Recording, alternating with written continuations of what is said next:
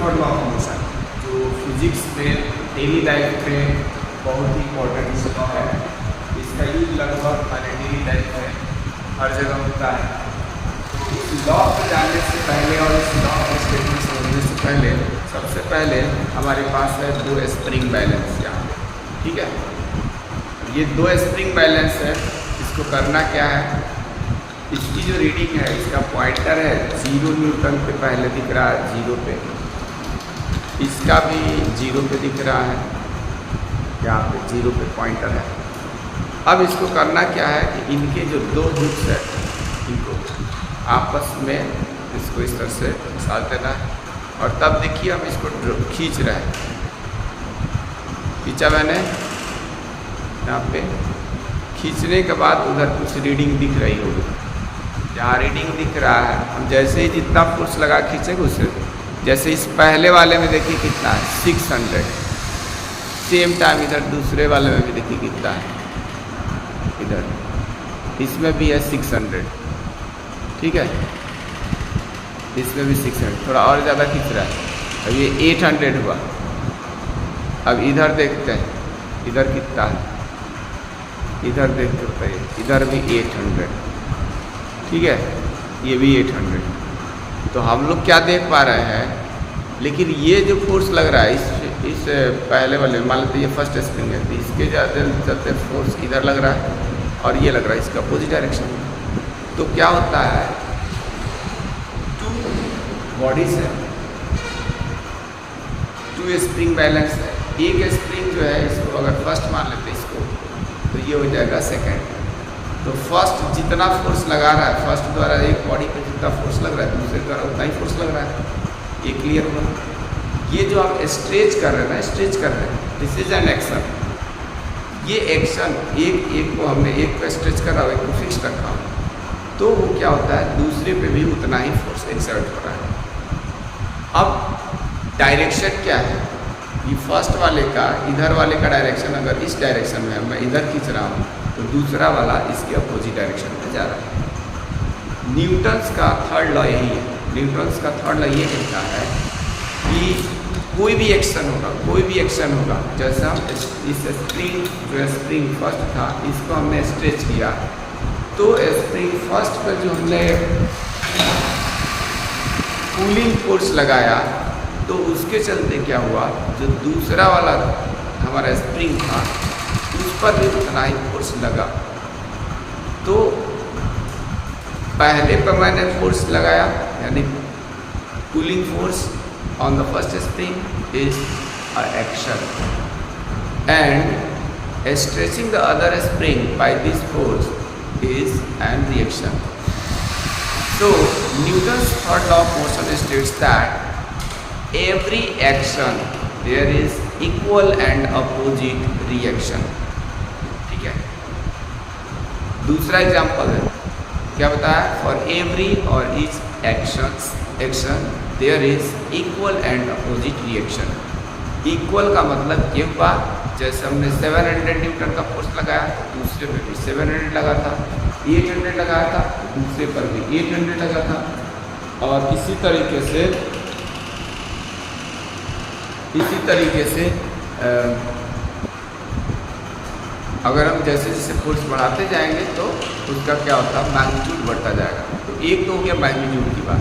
दूसरी बात है कि डायरेक्शन पे, यानी कि स्प्रिंग ए पर हमने फोर्स अगर इधर राइट साइड पुल किया था तो वो लेफ्ट साइड उसका जो है दूसरे स्प्रिंग पर लेफ्ट साइड फोर्स लग रहा है।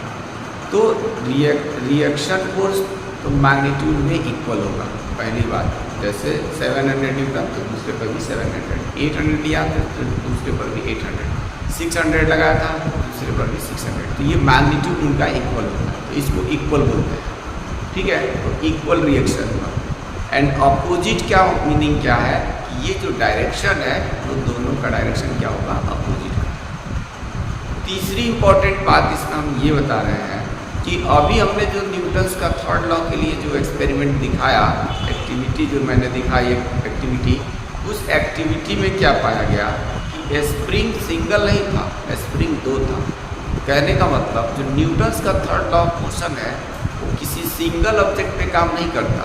एक ऑब्जेक्ट पर अगर रिएक्शन फोर्स काम करेगा तो दूसरे पे क्या होता है, उसका एक पर एक्शन तो दूसरे पर रिएक्शन फोर्स काम करता है। ठीक है, Newton third law of motion always applicable on two different objects. ठीक है, तो यहाँ पर हमने क्या लिखा, और बहुत सारे एग्जाम्पल्स हैं। बंदूक से जब गोली छूटती है ना, उसको फायर किया, बुलेट फायर किया जाता है, तो फायरिंग ऑफ द बुलेट, जो बुलेट को हमने फायर ट्रिगर दबाया, बुलेट क्या हुआ, movement of the bullet is in the forward direction, that is an action. तो क्या है, एक्शन है। But at the same time gun requires in the backward direction, यानी गन पे पीछे की ओर धक्का लगता है, वो धक्का जो लग रहा है पीछे की ओर, ये क्या है, उसका रिएक्शन। ठीक है, firing of bullet by the gun is also an example of the Newton's third law of motion.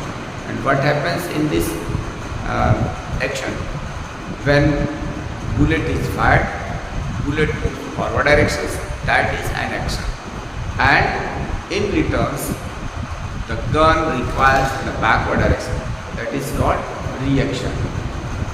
It means action is in the forward directions but the recoiling of the gun in the backward directions.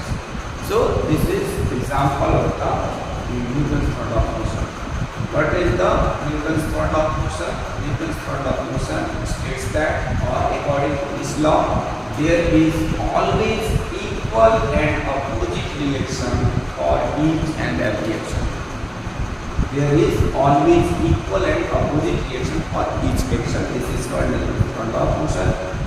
Examples are firing of the bullets, and third, launching of the rocket. Launching of the rocket is fuels burn in the rocket and exhaust their gases in the backward directions, and that exhaust of the gases push the rocket to move in the forward directions. यानी जो exhaust of the gases होते हैं, जो gases बाहर की ओर निकलती है, तो वो क्या है, एक एक्शन, और उस एक्शन के चलते क्या होता है, रॉकेट फॉरवर्ड डायरेक्शन में मूव करता है, दैट इज कॉल्ड रिएक्शन।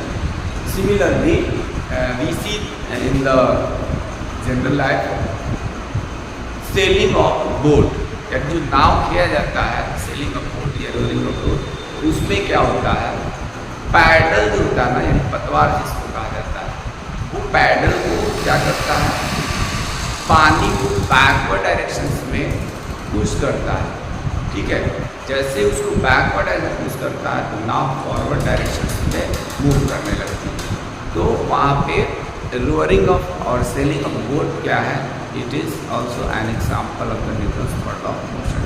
कैसे, क्योंकि वहाँ पे हम लोग क्या करते हैं, अभी बताया कि जो पैडल है, पतवार है, उसको हम क्या करते हैं, उससे पानी को पीछे की ओर धक्का देते हैं, पीछे की ओर धक्का देते हैं, तो नाव क्या होती है, आगे की ओर बढ़ता है। या फिर कभी कभार ऐसा देखना कि अगर नाव पर तैरे गए हो नदी में, तो नाव अगर पानी में खड़ी है, किनारे ले जाकर खड़ा कर दिया और तुमको उतरना होगा, अगर कोई उसमें से जंप करेगा ना, तो जैसे ही जंप करता है तो नाव थोड़ा पीछे की ओर भागती है और तुम आगे बढ़ते। तो तुम जो भी निशाना लगा रहे हो, तो भी चलो नदी को या पानी जितना है उससे आगे ही कूदेंगे, तो अगर नाव नहीं बंधी है, नहीं उसका पोजीशन फिक्स्ड है, तो पता चलता है एक दो हाथ पीछे खिसक जाती है।